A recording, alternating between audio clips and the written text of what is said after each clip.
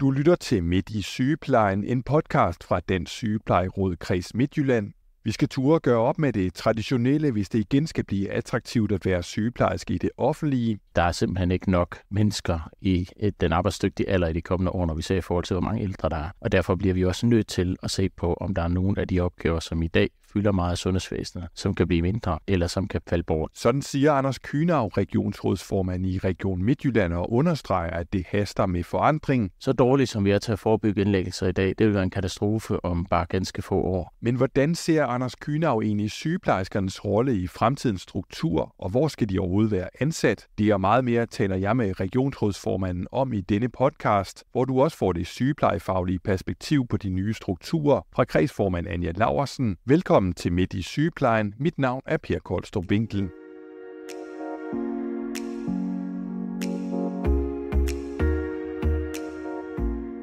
Anders Kühnau, velkommen til podcasten Midt i Sygeplejen.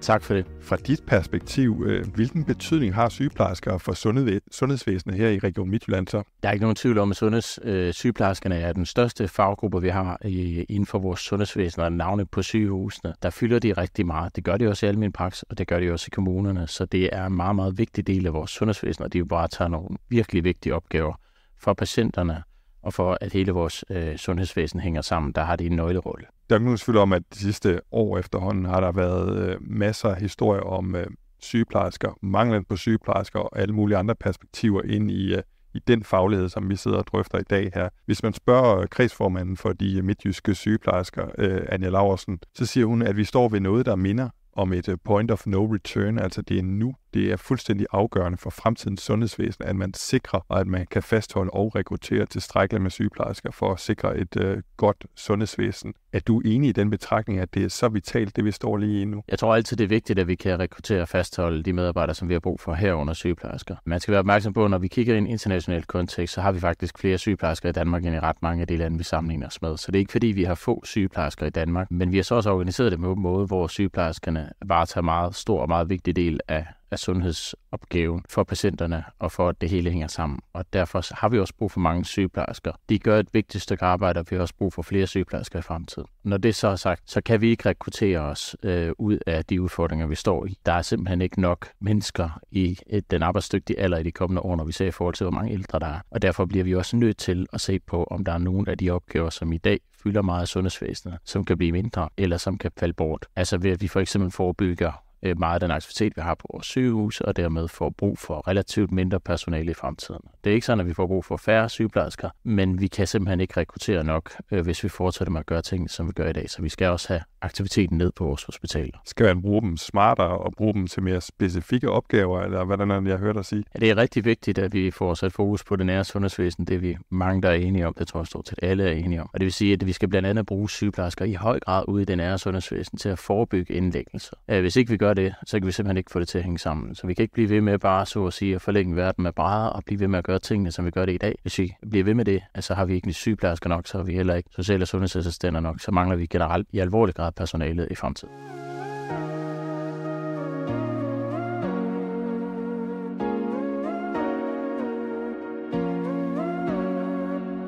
I sidste nummer af den her podcast, der hørte vi sygeplejerske Amanda Iversens historie. Efter 17 års ansættelse på hospitalet i Viborg, så var presset i dagligdagen blevet for stort.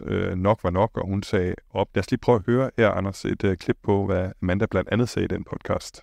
Det, der sådan udfordrede mest, det var den der følelse af, at jeg kunne se nogle sygeplejefaglige behov ude hos patienterne, som jeg simpelthen ikke havde ressourcerne til at dække. Og det er ikke særlig tilfredsstillende at gå på arbejde på den måde. Så jeg følte faktisk ikke, at jeg slog til nogen steder. Og det handler jo om, at vi simpelthen ikke har gode normeringer. Vi har dårlige normeringer, og vi er ikke folk nok på arbejde. Og patientgruppen er blevet tungere med årene, ikke inden for ortopædkirurgi også. Folk, de lever længere, de er mere syge, når de bliver indlagt. Det at passe dem, det bliver en tungere opgave, men vi bliver ikke flere folk til den. Jeg synes hver dag, at jeg ikke følte, at jeg faktisk slog til som sygeplejerske, og det er frustrerende.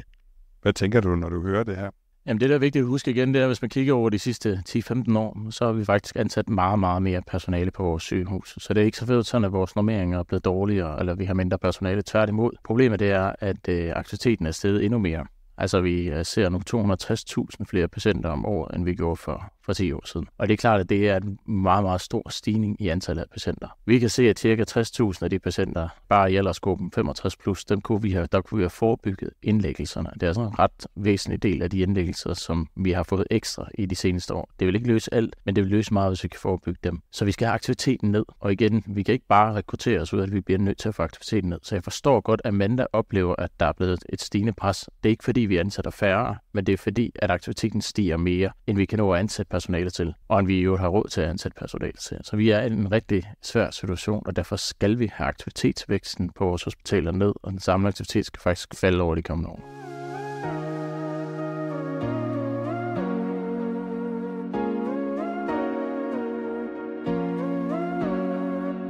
Nu er det selvfølgelig ikke det skal handle om primært i dag, Anders, men når du taler det her, så kan man jo unægteligt ikke lade være med at begynde at tænke på Sundhedsstrukturkomiteen, som jo også er i gang, og du har jo også været ude med i et stort debatindlæg sammen med de øvrige regionsrådsformænd og tale om, hvordan fremtidens struktur skal se ud. Er det noget af det, du også taler om her, at man skal være bedre til at koble det regionale og det kommunale og det nære sundhedstilbud, så man undgår, at den her massive tilvækst af aktivitet på hospitalerne kommer til at fortsætte i fremtiden? Ja, det er fuldstændig rigtigt. Altså jeg kan godt høre i indslaget, der bliver talt om normeringer. Det hører jeg også til Dansk Sygeplejeråd tale om. Og det er selvfølgelig vigtigt, at vi har de rigtige normeringer på sygehusene. Men vi kan skrue op for de normeringer lige så længe vi vil. Og vi vil ikke kunne ansætte nok personale til at fylde normeringerne ud, for der er simpelthen ikke nok personale at tage af. Så vi bliver nødt til at sænke aktiviteten, og det kan kun ske efter min og de flestes opfattelse, ved at vi forebygger mere. Og det er indlæggelser, vi skal forebygge primært hos de ældre, som der bliver mange flere af. Så dårligt som vi er til at forebygge indlæggelser i dag, det vil være en katastrofe om bare ganske få år, hvor der er mange flere ældre. Så vi bliver simpelthen nødt til at tage tingene i opløbet ude i det nære sundhedsvæsen. Og her er sygeplejerskerne en virkelig nøglepersonalegruppe, fordi de har den faglighed, der skal til ude i borgernes eget hjem, ude i det nære sundhedsvæsen og forhindre de her indlæggelser. Tag dem i opløbet. Hjælpe ældre mennesker, for hvem det vil være meget bedre at undgå en indlæggelse og kunne klare at blive derhjemme i trygge omgivelser. Det er den vej, vi skal satse massivt på i de kommende år, ellers så kan vi simpelthen ikke løse udfordringerne i vores sundhedsvæsen. Hvad tænker du så, at vi skal have kommet til et sted, hvor vi skal flytte nogle af sygeplejerskerne sådan på den lange bane fra hospitalerne og ud i det nære sundhedsvæsen, for at vi kan endnu bedre varetage funktionerne derude, så vi kan forebygge, at de ender inde på hospitalerne? Ja, det skal vi, og det er faktisk det, der er sket i de seneste år. Der har vi set, at antallet af sygeplejersker på hospitalerne har været nogenlunde stabilt. Det har ikke steget meget. Der har været små fald og små stigninger sådan hen over de seneste år. Men det vi ser en klar tendens til, det er, at nogle af de sygeplejersker, der så kommer ekstra i de her år, at de søger ansættelse i almen praksis eller ude i kommunerne. Og det er i virkeligheden en tilsigtet udvikling. Vi vil gerne have, at der er flere, der er ansat derude, til at kunne være med til at levere det nære sundhedstilbud og forebygge indlæggelser. Almen praksis er også rigtig vigtigt her. Der gør sygeplejerskerne også en utrolig vigtig forskel. Og i de seneste år, der er blevet ansat mange flere sygeplejersker ude i almen praksis. Og det er jo med til også at forebygge rigtig meget. Det er med til at håndtere mange patienterne, så de slet ikke behøver at komme på sygehuset. Ikke mindst de mange kronisk syge patienter, hvor også sygeplejerskerne spiller en vigtig rolle i forhold til dem. Jeg ser meget for mig, at sygeplejerskerne får en endnu større rolle at spille i det nære sundhedsvæsen. Jeg tror ikke, vi kommer til at se, at der bliver ansat mange flere sygeplejersker på vores hospitaler. Og der kigger i en international sammenhæng igen, så kan vi også se, at antallet af sygeplejerskerne på hospitalerne i Danmark er steget mere end i mange af de lande, vi sammenligner os med, og vi ligger på et højere niveau. Men når vi kigger på det nære sundhedsvæsen, så er der stort set ikke sket den store udvikling. I hvert fald ikke i sammenligning, når man kigger over de seneste mange år.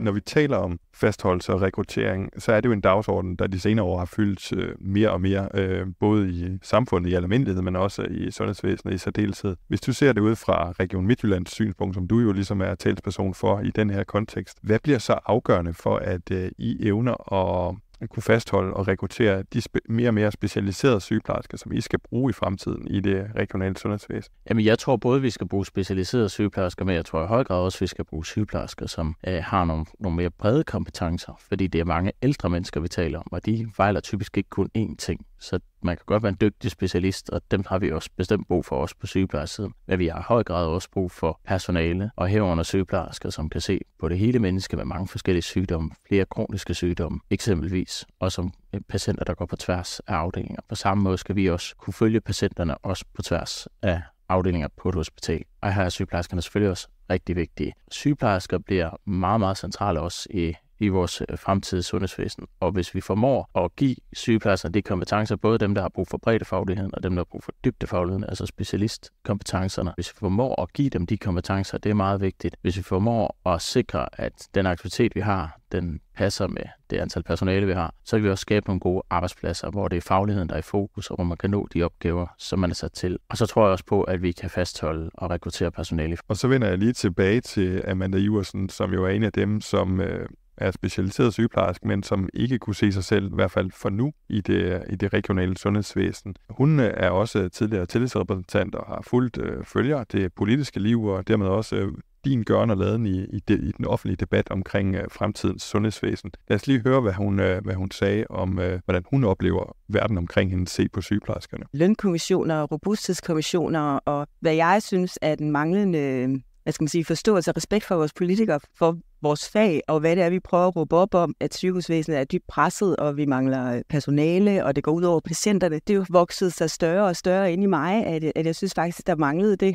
her respekt, og jeg kunne ligesom bare se, at det blev ikke bedre, de forhold, vi arbejder under. Tværtimod, nu der er ansættelsesstop i Region Midt mange steder, ikke? Det er bare endnu en konsekvens, og det gjorde ligesom, at jeg kunne begynde at mærke, at der må være noget andet. Det kan ikke passe, at jeg skal gå på arbejde og faktisk gå hjem og synes, at jeg ikke slår til nogen sted. Det rammer mig rent personligt ind i mig, at jeg ikke slår til. Og det gik op for mig, men det var ikke mig, der var noget galt med faktisk. Det er de forhold, jeg arbejder under. Anders Kühnau, det er vel ikke den mest optimale måde, at en medarbejder oplever en arbejdsgiver bedrive fastholdelse og rekrutteringspolitik på? Nej, og jeg tror, der er en udbredt misforståelse af, at det er fordi, vi ikke respekterer faget, og det har slet ikke noget med det at gøre. At det drejer sig om, når vi indfører ansættelsesstop, så drejer det sig om, at vi simpelthen ikke har penge nok til at drive det her sundhedsvæsen på den måde, som vi gerne vil. Vi har meget store og stigende udgifter til medicintilskud. Det er ikke nogle udgifter, vi kan afvise på nogen måde. Det er ikke nogle udgifter, vi har indflydelse på, men det er med til at udhule vores budgetter. Det samme med almen praksis, som jo bruger tid på, og kontroller af patienter, der får Wegovy, altså fedmemedicin eksempelvis. Det er igen ikke nogle udgifter, vi kan afvise på nogen måde. Det er noget, vi skal betale.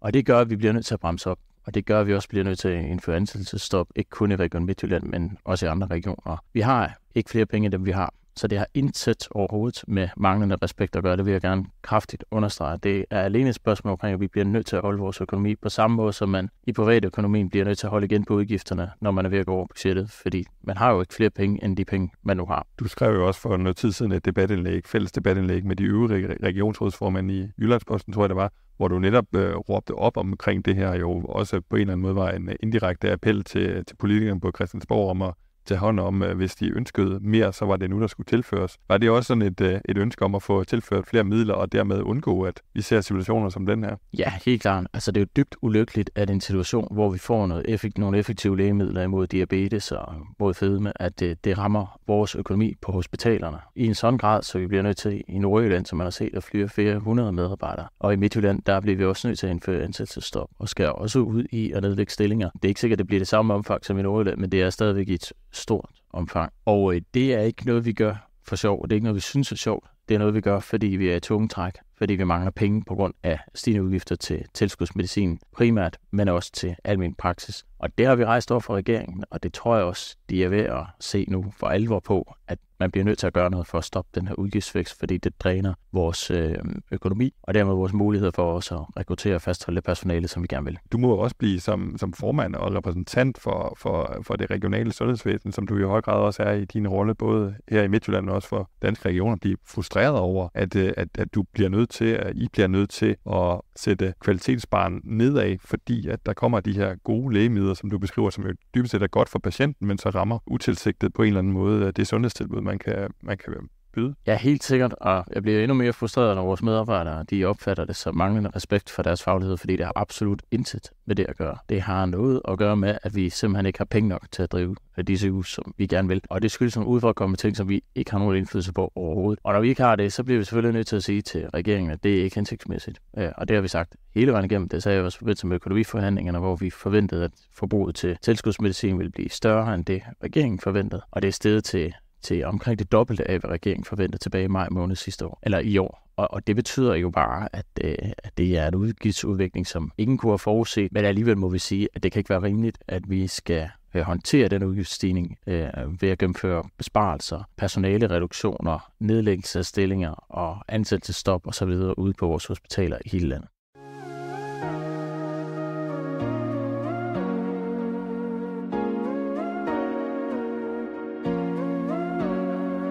Sygeplejersker, de har siden strejken i 2021 og nok også før det sat ord på den hverdag, de oplever, også på patienternes vegne, fordi vi i fællesskabet skal sikre et sundhedsvæsen i verdensklasse. Når man råber op og kæmper for sin sag, så kan man nogle gange balancere tingene hensigtsmæssigt, uhensigtsmæssigt. Hånden på hjertet, når du hører sygeplejerskerne, som Amanda her og mange andre også, råber op både på egne, men også på patienternes vegne. Bliver du så på et eller andet tidspunkt træt af den opråben og den insisteren på sundhedsvæsenet? Nej, absolut ikke. Altså, jeg råber selv op. Jeg insisterer selv på et sundhedsvæsen på et højt niveau. Jeg tror bare, det er vigtigt, at jeg skal jo sørge for at forholde mig til mange ting, også de rammer, som vi er underlagt, og jeg skal sørge for, at der er nogle tilstrækkelige rammer for vores medarbejdere. Og det kan være rigtig svært, og det kan være svært som politiker at få det hele til at gå op. Det er selvfølgelig min opgave at gøre det så godt som overhovedet muligt. Jeg bliver bare også nødt til at sige, at jeg tror desværre ikke, selvom jeg råber rigtig højt op omkring, at vi jo skal have flere penge til vores sundhedsvæsen, så tror jeg heller ikke, at man kan bare investere sig igennem det. Jeg tror ikke, at man bare kan ansætte sig ud af det her og rekruttere sig ud af det her. Jeg tror, man bliver nødt til at kigge på, kan vi gøre tingene på en anden måde, end vi gør det i dag. Hvis ikke vi lykkes med det, og det har jeg en stor del ansvaret for, så kan vi simpelthen ikke komme imod. Og der vil jeg også gerne sige til fagfolkene, at de har jo, det gælder både læger og sygeplejersker og andre dygtige fagfolk, de har jo et ansvar sammen med os som politikere til også at sørge for, at det er den rigtige aktivitet, som vi vælger og som vi satser på. Jeg har jo brug for sygeplejerskernes hjælp til os at finde på, hvordan vi kan forebygge indlæggelser i eget hjem, for eksempel med en bedre indsats i eget hjem. Der har jeg brug for deres faglighed, deres indspil. I en god dialog sammen skal vi jo finde de løsninger, som skal til for, at vi kan undgå, at vi har så meget aktivitet på sygehusene, som vi har lige nu. Det er igen ikke, fordi vi ikke ansætter mere personale. Det gør vi generelt set, og det har vi gjort over de seneste år. Det er altså fordi, at aktiviteten stiger mere, end vi kan følge med. Og den udvikling vil kun fortsætte, hvis ikke vi sætter en stopper for det. Og der har vi brug for at stå sammen omkring det, i stedet for at stå og skyde på hinanden. Det er blandt andet også derfor, jeg inviterer dig ind i den her podcast, for at vi kan få dit besøg med her omkring det, Anders. Jeg kunne godt lige tænke mig endnu en gang at vende tilbage til Amanda Iversen, fordi jeg spurgte hende også om det her med at stå ude på en presset afdeling og have en presset hverdag, om det ikke også nogle gange er et vilkår, hvad hun svarede. Det var sådan en tanke, ja. På et tidspunkt havde jeg følelsen af, hvor jeg tænkte, skal jeg lige blive og du ved, i samme båd. Men der kan jeg bare heller ikke lade med at sige andet, end at det har jeg gjort i 17 år. Og vi har været igennem rigtig meget i den afdeling.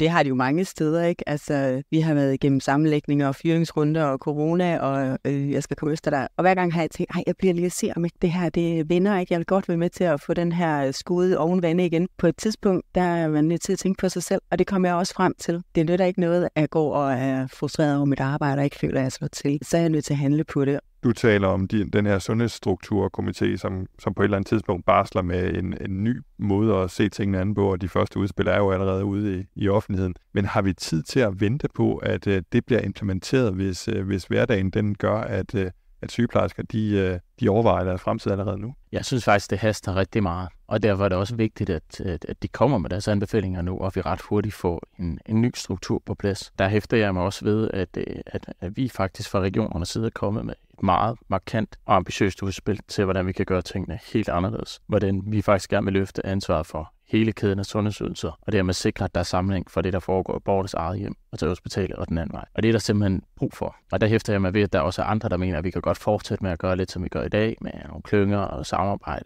og snakke sammen. Det er ikke nok. Vi bliver nødt til at handle på de problemer, der er nu, og vi skal handle hurtigt, fordi vi har en virkelig brændende platform i forhold til mange, mange flere ældre. Vi ser det allerede nu, men det bliver meget værre i fremtiden. Så det er afgørende, at vi handler hurtigt. Det er jeg sådan set enig i, at jeg forstår godt frustrationen for sygeplejerskerne. Jeg deler den. Det går for langsomt med at lave de omstillinger og de prioriteringer, de satsninger i det nære sundhedsvæsen, som skal til for, at vi kan bremse aktiviteten. Det er vi ikke gode nok til. I Danmark, det er det heller ikke i de lande, vi sammenligner os med. Det er den samme udfordring, man står med alle steder. Man har ikke lykkes med at knække koden så mange steder endnu, men der er nogle steder, man har. Vi foreslår at gøre på samme måde, som man gør de steder, hvor man rent faktisk er lykkes med det.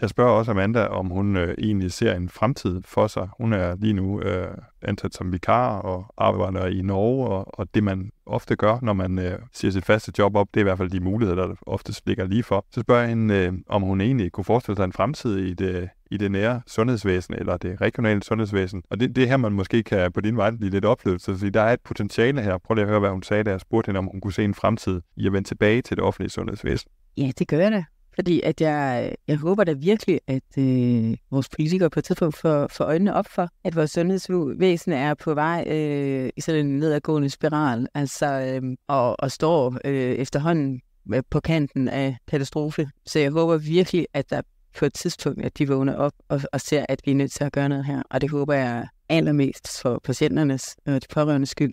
Ja, det haster, siger hun. Det sagde du også lige før, Anders. Det er vel det, der er nøglen, at man får skabt en arbejdsplads, som for sygeplejerskerne også er interessant at byde ind på. Fuldstændig enig, og det er jo ikke fordi, der er nogen, der ikke er vågnet op endnu. Altså, vi har godt vidst, at det her har været en udfordring længe, og vi har sådan set også forsøgt at finde løsninger på det. Men det er klart, at det, at regeringen har nedsat en sundhedsstrukturkommission, det gør jo, at vi for alvor får mulighed for at gøre tingene på en anden måde. Det har vi ikke kunne gøre inden for de strukturer, vi har nu. Det må vi erkende. Derfor er der brug for at gøre noget anderledes, noget radikalt anderledes. På samme måde, som da man indførte regionerne i sin tid. Det medførte jo, at vi fik en specialisering af vores sygehusvæsen, som vi ikke har set før, og det har været en kæmpe succes. Altså, det har jo medført, at vi kan behandle vores kræftpatienter, vores hjertesyge på en helt anden måde, end vi kunne før, og sikre livsforlængende behandling eksempelvis. Det har rykket vores sundhedsvæsen meget langt fremad. Men det er jo kun hospitalsdelen. Vi mangler den nære sundhedsvæsen, og det haster med at få gjort noget ved det. Og derfor har jeg også forhåbning om, at vi nu for alvor vil kunne få taget fat på det, hvis vi får de rigtige anbefalinger på Sundhedsstrukturkommissionen og politikerne på Christiansborg, så også følger dem. Så det næste halve år vil blive afgørende for, om vi har mulighed for at imødekomme de behov, som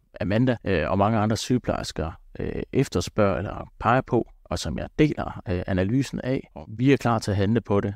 Det er vi, og vi vil rigtig gerne gøre det så hurtigt som overhovedet muligt. Der er jo også den mulighed, at man inden den her kommission den kommer med deres anbefalinger, kan være med til som arbejdsgiver at sikre fastholdelse i hvert fald som et minimum af de medarbejdere, der er ved at lave en rigtig god overenskomst, som jo står lige rundt om hjørnet. Hvordan går I til det? Er fastholdelse også et vigtigt element i de forhandlinger? Jeg er ingen tvivl om det. Det Amanda siger, det er jo på høj grad det store arbejdspres. Og det kan overenskomsten jo ikke i sig selv ændre på. Der kan være med til at lægge nogle rammer for det. Men det er klart, at det andet element, som jo også har fyldt rigtig meget, og som fylder meget lige nu, det er jo løn. Og der har jeg jo hele tiden sagt, at det er rigtig vigtigt, at vi også bruger lønkroner, særligt der, hvor vi har udfordringer med at rekruttere og fastholde personale. Det har jeg sagt igennem flere år. Jeg ved godt, at folk ikke har hørt det, men det har jeg faktisk sagt konsekvent igennem flere år. Og derfor er jeg jo også glad for, at der er lavet en trepart nu, som lige præcis har gået ind og prioriteret nogle af de medarbejdergrupper, hvor vi har særlige udfordringer med at rekruttere og fastholde. Det er fuldstændig i tråd med det, vi fra Danske Regioner side, og jeg har også personligt har sagt igennem flere år nu. Så nu får vi mulighed for os at målrette nogle lønkroner til dem, til de personalegrupper, hvor vi har særlige udfordringer med at rekruttere og fastholde herunder sygeplejersker. Og i særdeleshed dem, som også går ind og løfter en opgave med for eksempel at tage vagter på ubekvemme tidspunkter. Er noget af det, som jo er med til at presse familieliv eksempelvis, men hvor det er så rimeligt, at der bliver puttet lidt ekstra i lønposen. Fordi det er selvfølgelig også noget af det, der skal til for, at man føler det attraktivt at blive på en arbejdsplads eller søge en arbejdsplads. Så jeg håber på, at overenskomsten på baggrund af treparten og baggrund af lønstrukturkomiteen og robusthedskommissionen kan komme frem med det resultat, som forhåbentlig vil gøre, at vi bevæger os i den rigtige retning i forhold til rekruttering og fastholdelse. Det kan i hvert fald bidrage til det nu og i fremtiden. Nu må vi jo så vente og se, hvad det bliver for anbefalinger i den sundhedsstrukturkommission, som kommer på den anden side af nytår. Men jeg kunne godt tænke mig at spørge dig her til sidst, fordi at uanfægtet hvad den viser, og uanfægtet hvad treparten har leveret, som vi så først ser det helt reelle resultat af, når vi har en overenskomst UK24. Tror du så, der er økonomi nok til, at man kan sikre, at sygeplejerskerne ikke gør, som Amanda her, rejser til Norge og tjener kassen deroppe? Jeg tror aldrig, vi vil kunne afholde nogen fra at tage til Norge eller andre steder og søge arbejde og tjene nogle penge. Og når de tager til Norge, så er det jo øvrigt fordi, at der er mulighed for at tage til Norge. Det er jo fordi, at de også i Norge mangler sygeplejersker. Og der kan man også sige, der er det jo ikke lønnen alene, der gør, at de mangler sygeplejersker. De har jo ikke løst det med løn. Så man kan ikke løse det her med løn alene. Men det er klart, at løn er jo med til selvfølgelig også at gøre det mere attraktivt at være på en arbejdsplads. Vi kommer ikke til at kunne konkurrere med de lønninger, man får som vikar i Norge, men vi kan konkurrere på et godt arbejdsmiljø, på meningsfulde opgaver, på et sundhedsvæsen, som hænger bedre sammen, end det gør i dag, og hvor vi får styr på aktiviteten, fordi den er stigende på en måde, som den ikke må være der, hvis vi skal have tingene sammen. Og det er det, vi skal kunne konkurrere på. Og det er også det, jeg tror, vi kan konkurrere på både nu og i fremtiden. Og heldigvis er der mange, der gerne vil søge ansættelse på vores hospitaler. Vi oplever faktisk også lige nu på sygeplejerskesiden, at vi har lettere ved at rekruttere sygeplejersker, end vi har haft før. Og det er for mig et tegn om, at vi også er på vej ind i en positiv udvikling. Nu har du jo været en del af det regionale politiske liv i efterhånden nogle år, også 5 år som regionsrådsformand. Når du ser ind i de kommende år med de her anbefalinger til den fremtidige sundhedsstruktur i Danmark, bliver du så nervøs, spændt, motiveret? Hvad er det for en følelse, der bliver vakt i dig over noget, der kan virke så banebrydende for en som dig, som har oplevet en del? Jeg er optimistisk i forhold til, at vi kan nå det, at vi kan løse det. Men jeg er også spændt på at se, om det sker. I sidste ende er det jo politikere på Christiansborg, der skal turde tage nogle vidtrækkende beslutninger. De skal turde virkelig at gøre noget ved det. Altså ændre strukturerne til de bedre, så vi får mulighed for at gøre det, som vi skal. Og dernæst så skal vi hente på det, når strukturerne så ligger på plads, så vi kan levere et bedre sundhedsvæsen, der hænger bedre sammen, både for patienter, men også for personalet.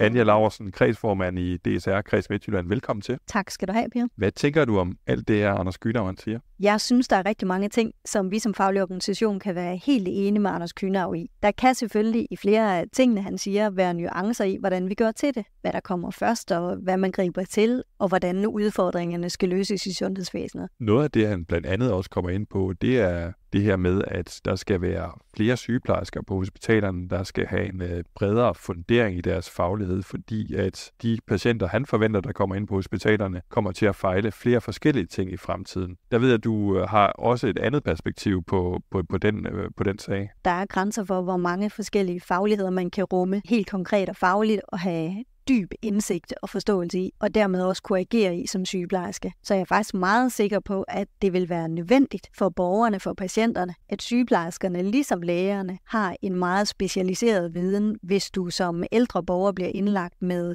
2-3 forskellige lidelser, ja, så kan det godt være, at der vil være behov for flere sygeplejefaglige forskellige perspektiver på, i stedet for at forvente, at én person vil kunne rumme mange forskellige faglige problemstillinger. Men han siger det jo også i interviewet her, at han er meget åben over for, at han skal have sygeplejerskerne på banen, han skal have sådan som dig på banen, til at byde ind med, hvordan strukturen skal se ud fremover, og hvordan sygeplejersker bedst bruges i det offentlige sundhedsvæsen. Er det her, vi som Dansk Sygeplejeråd skal være gode til at byde ind for at sikre, at sygeplejersker leverer den bedste ydelse på de rigtige steder? Jeg synes også indimellem, det kan være svært at komme til ord i det, fordi vi står i en udfordring, hvor sygeplejersker både er regionalt og kommunalt ansatte, og i et vist omfang også i almen praksis, og dels så er der selve sektorovergangene, og dels er der det, at sundhedsvæsenet, hospitalsvæsenet i fremtiden skal rumme færre patienter, og flere skal behandles derhjemme. Men hvor sygeplejerskernes stemme bliver involveret og hørt, det oplever jeg ikke at være en udfordring, som jeg synes, vi skal tage på os alt det, vi kan. Men det kalder os på, at politikerne inviterer os aktivt ind som gruppe.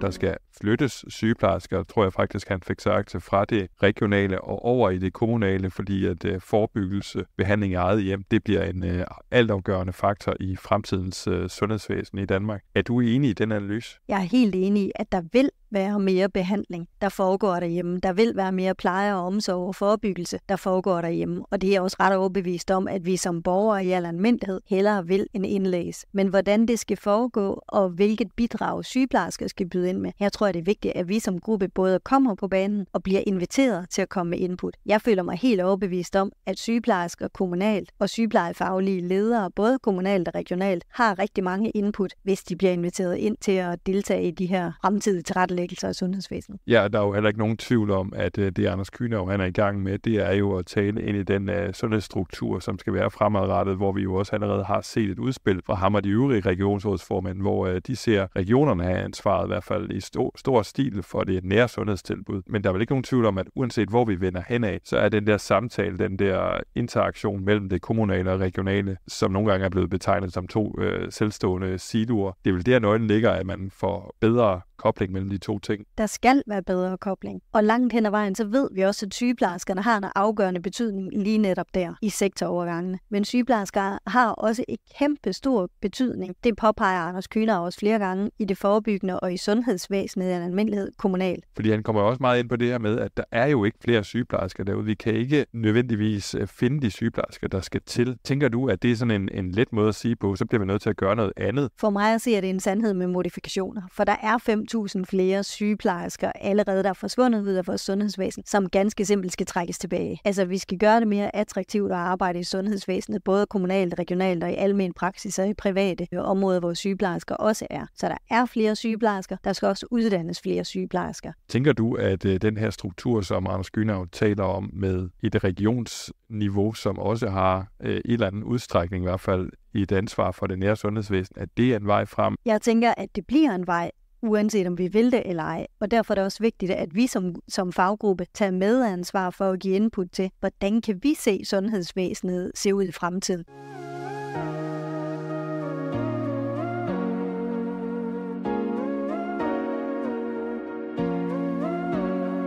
Hvem skal være ny næstforperson i Dansk Sygeplejeråd? Kom til medlemsmødet den 15. januar i Medlemshuset i Virkelund. Læs mere på Kredsens hjemmeside og på Facebook. Og så kan du allerede nu godt glæde dig til februar måneds podcast, hvor vi sætter fokus på det at vende tilbage til jobbet efter endt barsel. Som altid udkommer podcasten den første tirsdag i måneden. Husk, du finder alle tidligere udgaver i din podcast-app eller via Kredsens hjemmeside. Tak for nu og på genhør.